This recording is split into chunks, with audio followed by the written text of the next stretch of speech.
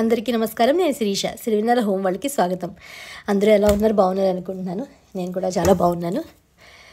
యాక్చువల్గా కొంచెం ఏంటో వాతావరణం ఎండలు వానలు వల్ల జలుబు చేసినట్టుగా అయింది. గొంతంతా కొంచెం నొప్పిగా పట్టినట్టుగా అలా అనిపిస్తుంది.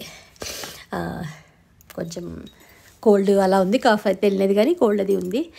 అందులో కొంచెం భారంగా మాట్లాడుతున్నట్టుగా అనిపిస్తుంది వీడియోలోను. శుక్రవారం అనగానే కొంచెం మంచిగా చక్కగా పూజ అది చేసుకోవాలి అని అనుకుంటుంది.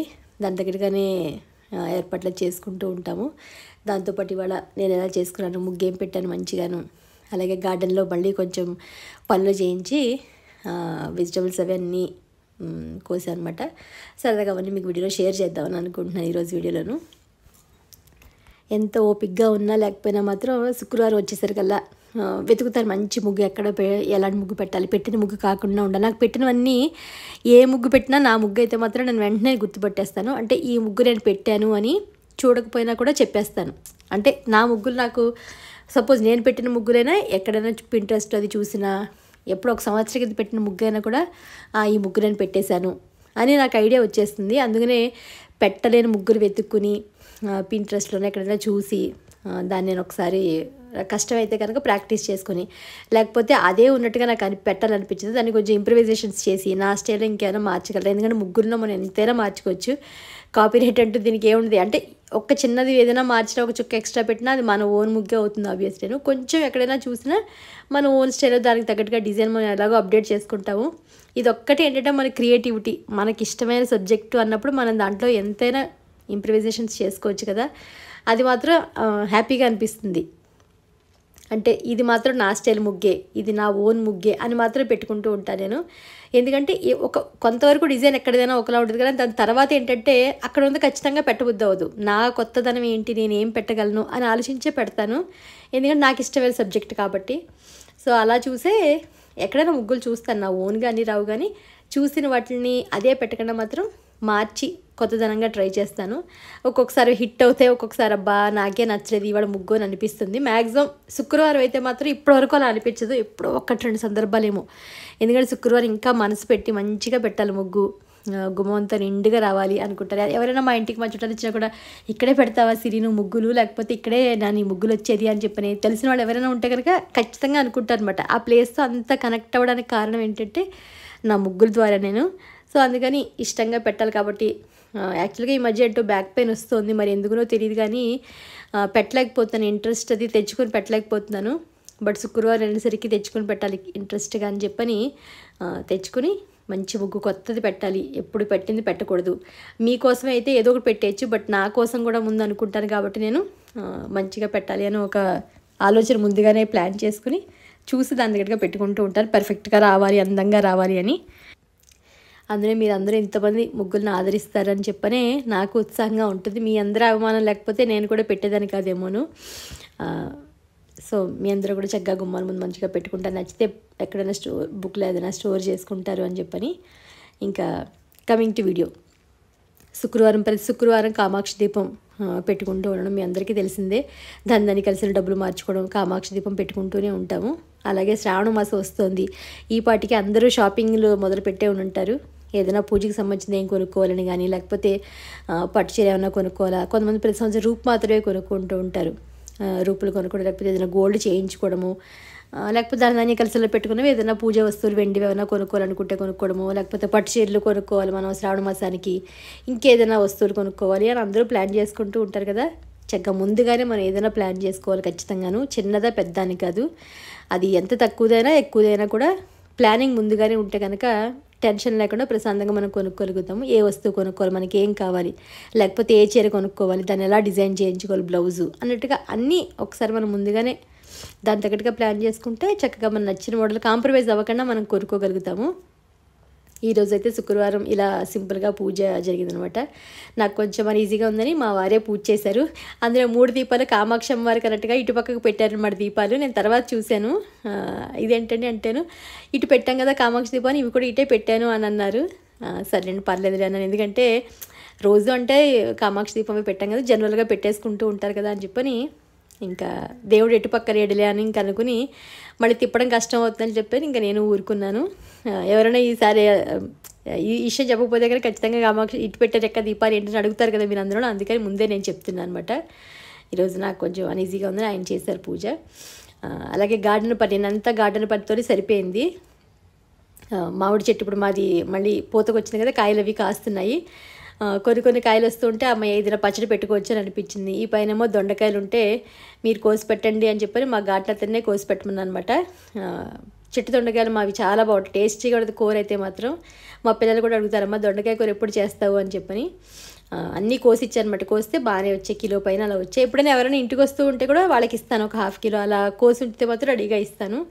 వర్షాకాలంలో ముందు ఏంటంటే నాకు ఎక్కువ గుబురుగా పెరిగితే భయం, ఏదైనా వస్తాయేమో, ఏదైనా పురుగు పుట్ర చేరుతాయి. అందుకని ఎప్పటికప్పుడు మెయింటైన్ చేసి నీట్గా కట్ చేయించేస్తాను. ఎంత కట్ చేస్తే మొక్కలు అంత ఏపుగా పెరుగుతాయి. అయ్యో కట్ చేసేస్తున్నామని బాధపడక్కర్లేదనమాట. ఏపుగా ఉన్నా గుబురుగా ఉన్నా కొంచెం ఎండ తగిలేటట్టుగా ఉండేట్టుగా చూసి కట్ చేస్తూ ఉంటాను. అనుకోకుండా మామిడి చెట్టు కూడా కట్ చేస్తూ ఉంటే కొమ్మ తగిలి ఇగో కాయలు, ఫస్ట్ కాయలు ఇంకా కొయ్యొద్దామని అనుకోలేదు నేను. మా గార్డెన్ దగ్గర కట్ చేస్తూ ఉంటే ఆ కొమ్మ లాగుతూ ఉంటే 2 కాయలు తెగి పడిపోయాయి. అయ్యో అని అనుకున్నాను నేను. సర్లే ఇంకని మా చెట్టు మొదటి కాయలు వచ్చాయన్నమాట. ఇంకా ఏమి మొదలు పెట్టలేదు.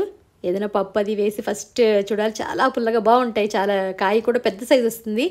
పునాస్ అంటే ఏదో చిన్న కాయ అనుకుంటాం కానీ సైజు మాత్రం బాగా వస్తుంది. సో అన్నీ ప్రక్షాళన అనమాట. మొత్తం గార్డెన్ అంతా గాలి వెలుతురు వచ్చేలాగా ఎక్కువ కొమ్మలు అయిపోతే ఈ వర్షాకాలం మనకి ఇంకా చీదరగా అనిపిస్తూ ఉంటాయి. అందుకని ఎక్కడెక్కడ ఎక్కువగా ఉన్నాయి అన్నీ కట్ చేసేసే అంటూ ఉంటాను నేను. నీట్గా ఉండాలి, విశాలంగా గాలి వెలుతురు తగినట్టుగా అలా ఉండాలి అనుకుని నిన్నే అనుకున్నమాట. అయ్యో చక్కగా లోటస్ పూసింది, రేపటి కూడా ఉంటే బాగుంది, అమ్మవారి పెట్టాలి అని అనుకున్నాను. యాక్చువల్గా 2-3 రోజులు పూస్తుంది ఒక్కొక్క పువ్వు. మొగ్గు వస్తే మాత్రం కంటిన్యూస్గా 3 days డైలీ బ్లూమ్ అవుతుంది బరే. ఇవాళ కూడా చక్కగా అమ్మవారికి చూసారు కింద వీడియోలను. శుక్రవారం కూడా పెట్టాము. ఇగో దొండకాయలు అన్నీ కోస్తే 1 కిలో దగ్గర పైన వచ్చాయి. సో పాపం కోసాడు కదా గార్డెన్ అతని చెప్పని వాళ్ళకు కొన్ని, ఒక మామిడికాయ వాళ్ళకి ఇచ్చి మిగతా నేను ఉంచుకున్నాను అనమాట ఇంట్లోను. వాళ్ళు పాపం ఎంతో పని చేస్తారు కాబట్టి వాళ్ళకి ఒక రోజు మళ్ళీ వాళ్ళ ఇంట్లో ఇచ్చారు అని వండుకుంటే హ్యాపీగా ఉంటుంది కదా అని మా వారు ఇవి వాళ్ళకి అని అన్నారు.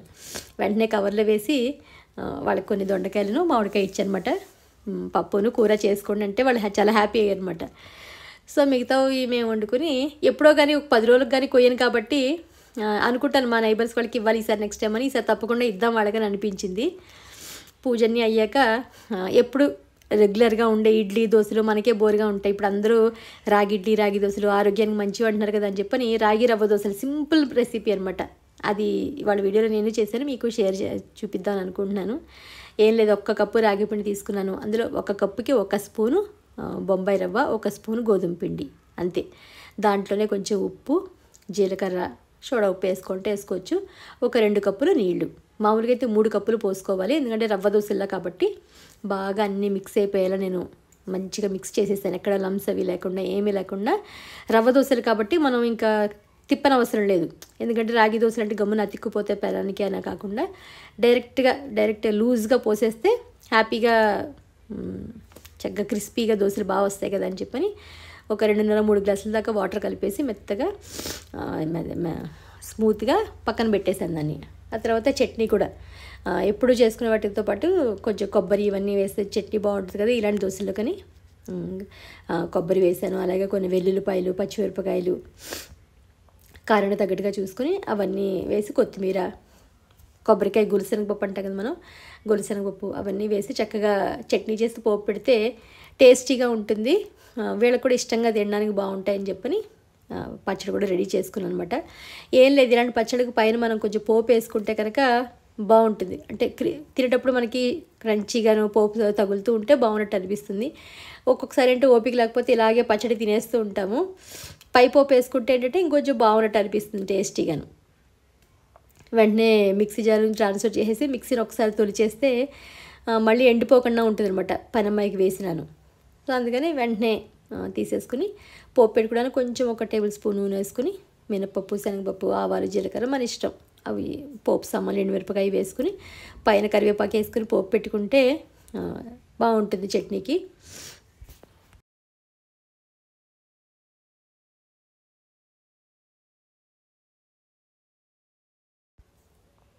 ఆ తర్వాత ఈ లోపల కొంచెం అది నాని కూడా ఉంటుంది కాబట్టి రవ్వ దోశలు వేసుకున్నా ఈజీగా అయిపోతాయి. ఇలాంటి రవ్వ దోశలు ఏమైనా మొదలు పెట్టేటప్పుడు ఏంటంటే దోశలు విను ఎక్కువసేపు నుంచి మనం చాలాసేపు వేయాల్సి వస్తుంది ఇంట్లో అందరూ ఉన్నప్పుడు. అలాగే రెండు దోశలు పెనాలు పెట్టుకున్నాము అంటే కొనుక్కునేది ఏదో ఒకటేసారి 2 దోశలు పెట్టుకుంటే వెంటనే 2 స్టవ్ల మీద రెడీ పెట్టి పొంగడాలకైనా 2 పొంగడాల ప్యాన్లు పెట్టుకుని వేసుకుంటే టైము కలిసి వస్తుంది మనకి. ఒకటేసారి ఫాస్ట్గా చేసేయచ్చు. లేకపోతే ఒకటి తర్వాత ఒకటి అనుకుంటే టైం పడుతుంది. కాబట్టి నేను 2 దోశ పెనాలు 2 పొంగడాల పెనాలు పెట్టుకుంటాను. వెంటనే వేస్తే టైం కలిసి వస్తుంది నాకును. ఇది వేస్తాను అది వేస్తాను, ఇది తిప్పుతాను కాబట్టి అదే టైము.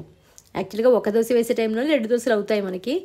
అంటే కొంచెం పెద్ద ఫ్యామిలీస్ అలా ఉన్న వాళ్ళకైతే ఇది బాగా యూజ్ అవుతుంది. అయ్యో ఇంకోటి కొనుక్కోవడం ఎందుకు పోయేంత వరకు అని ఆలోచించకుండా ఇంకొక 1000 రూపాయలు పెడితే ఇంకో పెనం వస్తుంది కాబట్టి మనకి టైం కలిసి వస్తుంది. ఎక్కువసేపు నుంచి మళ్ళీ కాళ్ళు అవుతాయని ఇబ్బంది ఉండకుండా బాగుంటుంది. జస్ట్ ఇలా ఒకసారి ఎప్పుడు దోశ వేసినా ఒకసారి పైనుంచి కింద కలిపేసుకుని ఇలా జస్ట్ పోసినట్టుగా ఒక గ్లాస్ తీసుకుని ఏదైనా ఇలా కప్పు తీసుకున్నా మనం పోసేసి పైన కొంచెం ఒకసారి నూనె కానీ నెయ్యి కానీ వేసేసుకుని క్రిస్పీగా అవుతున్నప్పుడు జస్ట్ టర్న్ చేసేసుకుంటే సరిపోతుంది. అసలు చాలా తక్కువ చెప్పానుగా, 1 స్పూను గోధుమ పిండి రాగి పిండిలో కలిపాను అంతే నేను. బొంబాయి రవ్వను గోధుమ పిండి, దానికే దోశలు అయితే భలే వచ్చాయి. మీరు ఇలాగ ట్రై చేస్తారా లేదా అన్నది జస్ట్ షేర్ చేశాను అంతేను. ఇది ఈ శుక్రవారం వీడియో. నథింగ్ స్పెషల్ ఏమీ లేదు.